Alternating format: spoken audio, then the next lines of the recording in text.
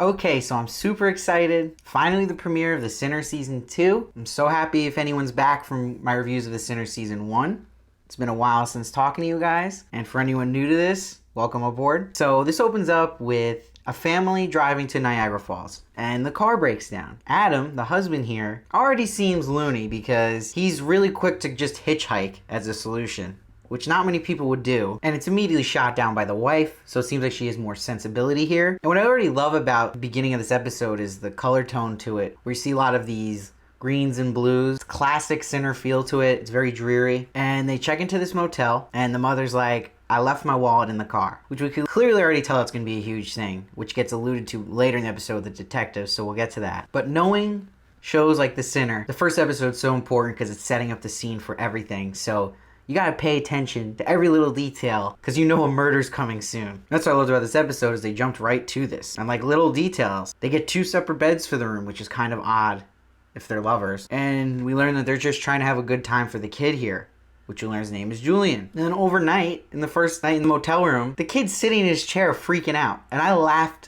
out loud during this. Just the way he was sitting holding his legs was kind of funny. And you're like, all right, what is going on with this kid? Because he's saying stuff already like he wants to go home and they just got there. But when he's sitting in that chair, it cuts to a flash of him thinking about a mysterious person's silhouette in the dark with a hood on. We do not know what that is, but it's clearly super important because the kid keeps thinking about it. And we get a really cool exterior shot at the end of this scene. Something like out of the Twilight Zone where outside they get an awesome shot of just a lightning strike. Pretty cool. Adding again to this dreary effect of something bad is gonna happen. So the next morning, the father leaves the kid at the breakfast bar to get tea for them. It's again showing his father's just nonchalant, does things very out of the ordinary as a parent. And you're seeing the mom's more protective there. But then before the mom and the father have sex, she kind of breaks that and is just like, you're such a bad father, but smiling and joking about it. So making light of it now. So then you're like, well, wait a minute, what is this woman really like to Julian? But then Julian times it perfectly, of course, where he comes back with the tea in the middle of them getting it on, which made me laugh too. And they each take a sip of tea, and all of a sudden,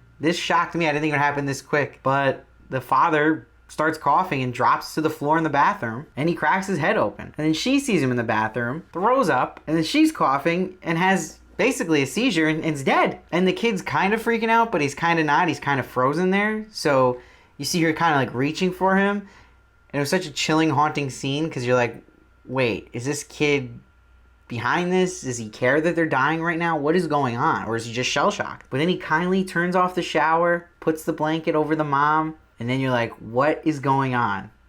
That's not a normal reaction to your supposed parents dying. This opening felt so much to me like the show Fargo, if any of you watch it. It is just like a Fargo season opening. It's in a very wooden motel, middle of nowhere, a family-based murder that's mysterious. It almost comes off like an accident. So it was a refreshing take for The Sinner and worked super effective to me. I loved it. So then we meet Detective Novak, who gets a call to the murder scene. And we see there's rocks on the eyes of the parents left there, wrapped up in blankets. And the window's open in the bathroom. So clearly the kid just ran out and shoes outside leading to the woods. Clearly Julian's. So the detective's already getting big clues to what's going on here, as are we. So Julian, she finds in the woods outside, shaking.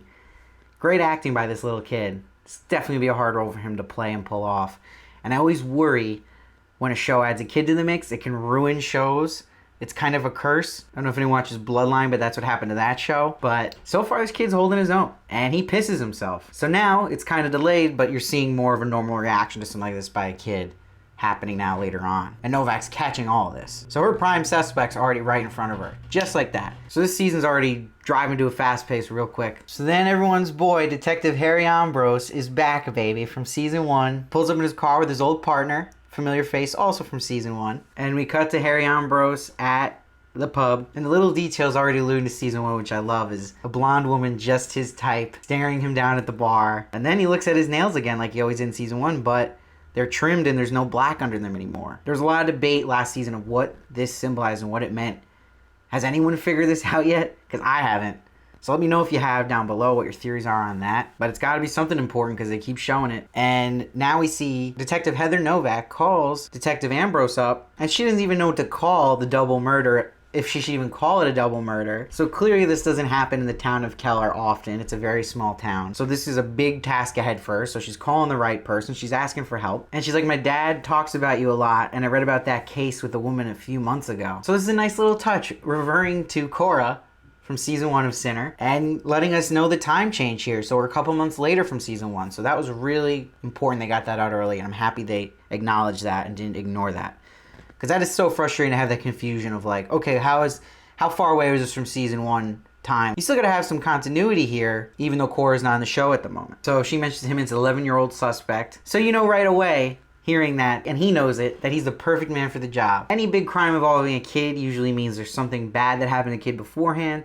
And he, like with Cora, was great with cases that defend the innocent who look guilty. It is his forte. And what's great about this scene is him even being offered this gets him triggered. And it's shown by the great camera work here of blurring everything around him instantly with a heavy, heavy blur, showing his anxiety he's feeling at the bar. And then it cuts to a memory he has, this triggering of a woman we don't know who it is yet in a fire at a house. So right there, they're building up mystery like, wait, what is this? And it's exciting because now they're adding more character building to Detective Ambrose, and we'll learn more about his demons. And this works great because then it directly cuts to him waking up from a nightmare thinking about that scenario with the woman in white. So, of course, takes the job, our boy. Happy to see him take it. Goes to Keller, goes to the police station, meets Novak. And we learned this was his hometown. He was last there 15 years ago. And the last time he was there for Novak's mom's funeral. So that's gotta be something important. What is that? What happened to her? So we also learned they have no ID on the woman murdered. And we still don't know her name throughout this whole episode. So she's super mysterious off the bat. We also learned the kid was the only one seen in and out of the room during the time of this accident, and that there was the kid's fingerprints on both mugs of the tea. We learned Julian was taken to a foster home until they find the next of kin to take care of him, and that he's not speaking. And then we cut to a shot of him holding his legs in shock. It reminds me so much of when we first get the call about Cora being in jail, and her holding her legs not speaking. So nice similarity there between Julian and Cora. Ambrose and Novak go to the foster home to see Julian, and he's got marks on his hands that Ambrose notices. And the kid has flashes about his mom dying, and he's like, they had to go back to the beginning. And Julian has a crazy freak out. Very Exorcist Omen-like. What was that? It was so strange. And they take note of that clearly. And what does he mean by they had to go back to the beginning? So right there you're already getting like kind of a confession that he caused this. So then Novak's like to Ambrose, that kid wasn't normal. Maybe he didn't even have a motive. Maybe he just did it because he's not all there. But then Ambrose is like, hey, maybe something happened to him. So just like in season 1, he's looking for the innocence as well and the full 2 sides to the story. That's our boy Detective Ambrose. Bill Pullman, baby. Guy has a killer instinct and a big heart for the accused. So we meet Novak's dad, who used to be friends with Ambrose, at his house, and his name is Jack. So at the dinner table of Jack Novak's house, Heather's like, I can't believe that kid know how to leave those bodies like that. And then Jack Novak says, make you wonder what the parents did to him. That is what we all are thinking. So perfect line there. What would cause a kid to act like this? You always look to the parents. So we learn at this dinner table that Detective Ambrose officially completely separated from his wife, but at least he still sees his grandson Eli, he says. So it's sad. You feel bad for the guy. But then we also have this weird thing where the dad weirdly informs Ambrose that his daughter's gay in a very strange tone. I got the vibe he was a little creepy about how he was rubbing her back in the end scene. Maybe I'm overthinking this guy, Jack, but they're clearly showing him a lot for a reason. And through this, we're learning more about Heather Novak, and what's really good about this episode so far is there's some great character building going on. They're not setting up one-dimensional characters. They're really putting their effort into these new characters of Novak, even her dad, and Julian. So then Ambrose and Novak go to the motel receptionist, and he tells him he saw Julian at the breakfast bar that day and found it strange he was making tea. But he was like, was he sick? Because he had a bunch of tissues in his hand. Then the masterful Detective Ambrose goes outside and finds gypsum weed next to where his shoes were. So then we cut to a scene of Detective Ambrose and Novak going to Julian at the foster home with the gypsum weed. So this is really going at full speed, which I'm appreciating. It's almost giving you a sign that this story's gonna be way more layered than you think it is if they're already giving us all these reveals. So Ambrose is like, you know what's gonna happen, Julian. If you touch that after a few hours, your skin is gonna break out. And he shows it because he did it to himself, Ambrose. And then he's like, if you eat it or drink a tea made from it, it will kill you. I love Ambrose's way of already breaking this down and how he's confronting Julian in a way that will get Julian to say it without feeling totally threatened. And he's like, you pick some leaves, steam them in hot water, you're upset, you want to make things better. And Julian's like, I gave it to them. And he's like, you knew what would happen? to them if you did this? And Julian's like, yes. And he kind of stutters saying it, which is interesting. And then Ambrose is going for it. He's like, why did you want them to drink it? Tell me now, because there's a lot of people that are going to be here after you've confessed now. Let me help you and tell me. So he's always looking for the good in people, getting to the true story, and literally getting to the bottom of it, which makes him so likable and a great lead character. And the kid answers, my mother. And he's like, what about your mother? And it cuts to him having a flash again, and this person, this silhouette of someone in a hood. This whole scene was amazing. It was so tense. I was on the edge of my seat. Just again, made me so happy to have the sinner back. So now I want to go back and talk about a scene at the foster home where Julian's getting picked on by these kids. And again, nice camera work, blurring around him as they're picking on him as he's starting to boil up, giving that feeling. And I love in this scene the thump of the machine and the therapy he's doing, amping up the anxiety here, and then cutting to this flashback of him with the amazing actress of Carrie Coon from Fargo, which I just talked about. So is it a coincidence she's in it? With this Fargo vibe already? And then he's telling Carrie Coon, where at this point in the episode I thought was just a therapist for him. We'll get to the big reveal later. But he's like, he's took my stick away. He didn't want me hitting the fence. He's taller than me. And she's like, and what did you do? He's like, I became Shadow Julian. And she's like, what are you supposed to do when that happens? And he just has a face on. He's doing some elaborate drawing. So clearly he's been bullied as a kid. And he's talking this through with Carrie Coon. So I love this mystery to have at this point in the episode. Like, who is this woman? What is going on here? Which looks like to me EMDR therapy is going on in this scene with that machine thumping. It's a beeping noise that has a way or helps a patient work through their trauma while they're talking about something very traumatic to them. So the reason I bring that scene up, because then now, after he confessed to the murder to Detective Ambrose, it cuts to Julian back at the foster home, and he's thinking about these therapy sessions again. And he's talking about how he kills fish. And he talks again about the Shadow Julian. So it's almost like there's a split personality that developed in this child at a very young age. And Carrie Coon's like, Shadow Julian is you. And when he comes knocking, what are you supposed to do? And he goes, I let him in. So what is going on there? Is she doing the right therapy for him, giving the right advice, or is she actually leading him the wrong way? We will find out. So then we get more backstory of Detective Ambrose. He pulls up to his old house, and we learn that was his mom he was thinking of that was in the fire upstairs. And it seems like she died in this fire, clearly. And there's some old wounds there. And it's super sad. What I like about what they're doing this season is that they had Keller be the old hometown of Ambrose, perfectly setting up a backstory situation to learn more about him. Because they hinted at so much last season with him, we didn't really learn much of his past, and now they're focusing in on that. So it's a smart choice for such a character that is so likable and people want to know more about. So then we cut to the police finding the family's broken down car, and now it comes back to the mother having her wallet with no ID, which Novak finds, and she's like, who has no ID these days? So this person we thought was the mother is super mysterious. What is going on with her? We don't know her name. She doesn't have an ID. She is something that can't be trusted, clearly. And then a little scene comes up that was very strange to me with Jack Novak and Ambrose at lunch. And Jack was so aggressive to Ambrose about letting him pay for the meal and that they were friends.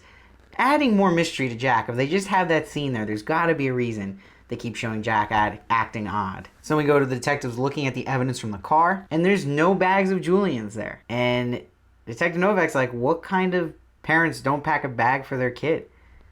And Ambrose was like, what were they planning on doing with him? So this is a great tag team duo of these detectives so far. They have a good chemistry. They work together good. And I like this season they're setting up Ambrose to have more of a partner he's constantly talking to, which was missing a bit in season 1. And then we get a big reveal at the end where we see the woman I thought was the kid's therapist walking to the police station, and we find out she is Julian's mother. What a way to end the first episode. What a bang and what a reveal. Nice touch. No one could have said they saw that coming. So if you didn't know that was a reveal and called it, props to you. What a start to this season. Great premiere. Fast pace. The Sinner really played its strength here. I was worried that not having Jessica Biel this season would be tough, but they did the smart thing by doing everything else that works so well with the show and adding a fresh kick to it. It has that Fargo vibe now, but it also keeps that amazing effect it has of making such a dreary setting, moving at a quick pace, and setting up great mystery.